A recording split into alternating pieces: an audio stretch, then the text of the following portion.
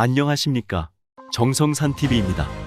이번 시간에는 에포크타임스의 대만 유사시 주일미군 자위대 공동작전 주한미군은 이라는 제목의 기사를 전달해드리겠습니다. 대만 유사시 주일미군 자위대 공동작전 주한미군은 대만 유사시 주일미군 자위대 공동작전 계획 초안 마련, 미 해병대는 난세이 제도의 군사 거점 마련, 일본은 후방 지원, 주한미군 전략적 유연성 문제 재부각, 미국과 일본이 대만 유사시 주일미군과 일본 자위대를 투입하여 공동작전을 펼치는 방안을 논의하는 것으로 알려졌다. 이 속에서 주한미군의 전략적 유연성 문제가 다시금 부각됐다. 한국은 일본, 독일에 이어 세 번째로 많은 미군이 주둔하는 국가이다. 12월 23일 교도통신, 아사히 신문 등 일본 매체들은 일본 정부 소식통들을 인용, 미국과 일본 양국이 내년 1월 7일 예정된 외교 국방장관 회의에서 대만 유사시 공동작전 계획을 확정하는 작업을 시작하기로 합의할 것으로 보인다고 보도했다. 미국 인도 태평양 사령부가 작성한 작전 계획 초안은 중국의 대만 도서 점령, 대만 해협에서 국지전 발발 등 유사시 초기 단계에서 미국 해군 해병대가 일본 남단 규슈에서 대만으로 이어지는 해상로에 자리한 난세이 제도의 임시 공격용 군사 거점을 설치하는 것이 핵심이다. 미국 해병대는 유사시 중국의 반격을 피하기 위해 수시로 군사 거점 도서를 바꾸어가며 공격에 임하도록 작전 계획에 명시된 것으로 알려졌다. 일본 육해공 자위대는 수송, 탄약 제공, 연료 보급 등 후방 지원 임무에 투입된다. 난세이 제도는 일본 규슈 남단에서 대만 동쪽에 이르는 약 1200km에 걸쳐 있는 섬들을 지칭한다. 오스미 제도, 도카라 열도, 아마미군도, 오키나와 제도, 미야코 열도, 야에야마 열도, 다이토 제도, 센카쿠 열도가 포함된다. 이 중 센카쿠 열도는 중국과 일본의 영유권 분쟁 지역이다. 문제는 난세이 제도가 중국이 설정한 도령과 일부 겹친다는 점이다. 도령은 동중국해와 남중국해로 나뉜다. 제1도령은 일본 열도, 난세이 제도, 대만, 필리핀, 인도네시아, 베트남으로 이어지며 중국 연안에서 1000km 정도 떨어져 있다. 제2도령은 중국 연안에서 2000km 거리인 오가사와라 제도, 이오지마 제도, 마리아나 제도, 괌, 팔라우 제도, 할마에라 섬으로 이어진다. 중국 인민해방군의 전략 목표는 제1도령을 내려하고 제2도련의 제해권을 확보하는 것이다. 중국이 도련 전략에서 가장 눈의 가시로 여기는 것은 센카쿠 열도를 비롯한 난세이 제도 남서쪽에 있는 섬들이다.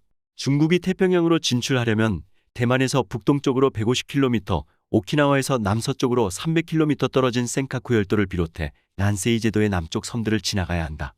일본은 2019년 가고시마현 아마미군도 오키나와현 미야코 열도에 경비부대 및 미사일 부대를 배치했다. 이시가키 섬에도 미사일 부대 추가 배치 작업을 진행하고 있다. 즉, 난세이 제도는 중일 간 군사 충돌 위험의 최전선에 있는 셈이다.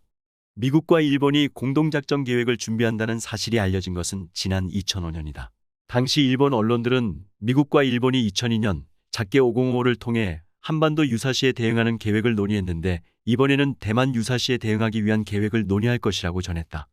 미일 양국은 지난 4월 정상회담 공동성명에 대만 해협의 평화와 안정을 처음으로 명시했다. 이후 양국은 대만 유사시 공동대응 계획 마련을 위한 협의를 벌여온 것으로 전해졌다. 미국은 최근 중국의 대만 위협이 늘어나자 기존의 전략적 모호성 원칙에서 벗어나는 듯한 자세를 보이고 있다. 조 바이든 미국 대통령은 지난 10월 21일 대만이 중국의 공격을 받을 경우 미국은 대만을 방어할 것이라고 밝혔다. 이후 대만 유사시 대비 작전 계획 수립 등으로 이를 구체화하는 모양새다. 다른 문제는 대만 유사시 주한미군 투입 문제이다. 주한미군이 대만 유사시 직접 개입할 가능성은 현재로선 높지 않다는 전망이 우세하다. 한국 정부 측의 설명에 따르면 한미가 공통으로 인식하는 주한미군의 주둔 목적은 북한의 위협을 억제하는 것이다. 그동안 미군은 전략적 유연성 확보 차원에서 주한미군의 역의 활용 가능성을 꾸준히 제기했다. 이는 남중국해와 대만 해협 등 미중 간 군사적 대립이 격화되는 지역에서 유사 사태가 발생하면 주한미군 투입 가능성을 배제할 수 없다는 의미이기도 하다. 지난 5월 한미 정상회담 공동성명에 이어 이달 한미 연례안보협의회 공동성명에도 대만 문제가 처음으로 명시되는 등 대만 문제에 주한미군이 개입할 가능성은 존재한다. 지난 3월 한미 외교 국방회의 참석차 방한한 로이드 오스틴 미국 국방부 장관도 중국과 북한의 전례 없는 도전에 한미동맹이 대응해야 한다며 주한미군 역할 확대를 시사했다. 주한미군의 전략적 유연성, 활동 범위와 관련해서는 폴 라케머러 주한미군 사령관의 발언도 주목할 필요가 있다. 지난 5월 미국 상원 인준 청문회 과정에서 그는 주한미군의 활동 범위와 관련해 미군의 글로벌 역할과 한국군의 국제적인 영향력을 고려할 때 한반도를 넘어선 한미동맹 협력의 기회가 생기고 있다고 밝혔다. 이어 주한미군은 인도 태평양 사령관에게 역의 긴급 상황과 영내 위협에 대응할 수 있는 옵션을 만드는 다양한 능력을 제공할 독특한 위치에 있다. 내가 인준을 받으면 영내에서 미국의 이익과 목표를 지원하는 인도 태평양 사령부의 비상 상황과 작전 계획에서 주한미군 병력과 능력을 포함하는 것을 옹호할 것이라고 설명했다. 미국 국방부는 지난달 말 해외 주둔 미군 배치 재검토 작업을 마무리하면서 중국의 잠재적 군사적 공격을 억제하기 위해 인도 태평양 영내에서 동맹 우방국들과의 협력을 강화하겠다고 밝혔다. 이런 가운데 로버트 에이브럼스 전 주한미군 사령관이 12월 24일 미국 이소리와의 인터뷰에서 한미 간 작계에서도 중국 문제를 다룰 필요가 있다고 주장하여 미일 간 작계 논의와의 연관성이 부각됐다.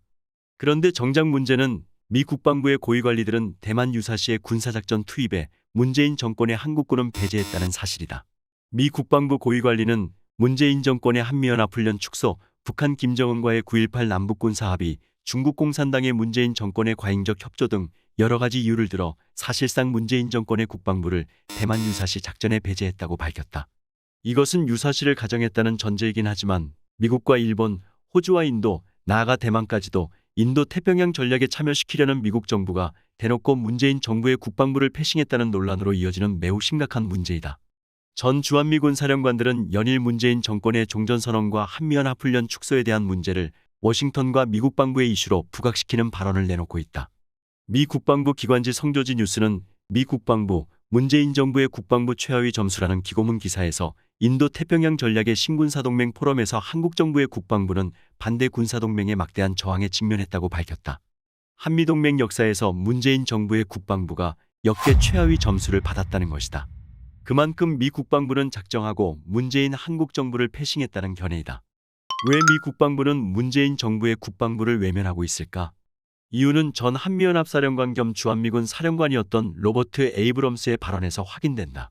에이브럼스 사령관은 문재인 정부의 국방부가 북한 도발에 대비해 매우 뒤처져 있다고 밝혔다. 문재인 정부 시절 북한 핵개발 및 미사일 개발에 시간을 벌어주었다는 것이다. 모든 것을 종합해 볼 때 어쩌면 트럼프 대통령 시절부터 현재 조 바이든까지 한국의 문재인 정부를 믿지 못하겠다는 공식적인 기조는 미 국방부와 미 국무부, 일본 정부와 대만 정부 발표에서 계속 터져나오고 있다. 이것은 미국 정부와 인도 태평양 전략 동참 미 동맹국들의 공통적인 우려라고 할 수 있다.